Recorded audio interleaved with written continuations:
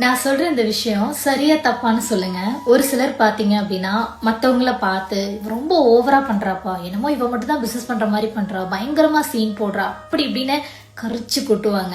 அதுக்கு காரணம் என்னவா இருக்கும்னு நினைக்கிறீங்க?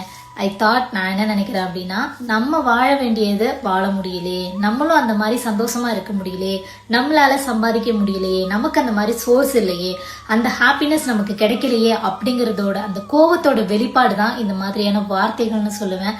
உண்மையை யோசிங்க. அவங்க யாரோ நீங்க யாரோ, அவங்க ஒரு தேர்ட் பர்சன், அவங்க மேல அப்படி என்ன அவங்களுக்கு ஒரு கோவம்? இது எல்லாமே வந்துட்டு தான் மனசால பொறுத்துக்க முடியல, நம்மளால வாழ முடியலங்கிற அந்த கோவம் தான். ஸோ எப்பயுமே ஒன்று தெரிஞ்சுக்கோங்க, பி பாசிட்டிவ். எப்பயுமே பாசிட்டிவா யோசிச்சிங்க அப்படின்னா எந்த நெகட்டிவான வைப் உங்களை சுத்தி அடிச்சாலும் சரி, அந்த பாசிட்டிவ் வைப் எல்லாத்தையும் தூக்கி சாப்பிட்டுட்டு உங்களை மேலே கொண்டு போயிட்டே இருக்கும். எப்பயுமே அடுத்தவங்களை பார்த்து பொறாமப்பட்டு அவன் இப்படி வாழ்றான் அப்படி வாழ்றான், சீனை போடுறான், அதை போடுறான், இதை போடுறான்னு அவங்க பாட்டு அவங்க போயிட்டே தான் இருப்பாங்க. நீங்க உட்காந்த இடத்துல உட்காந்து பேசிட்டே தான் இருப்பீங்க.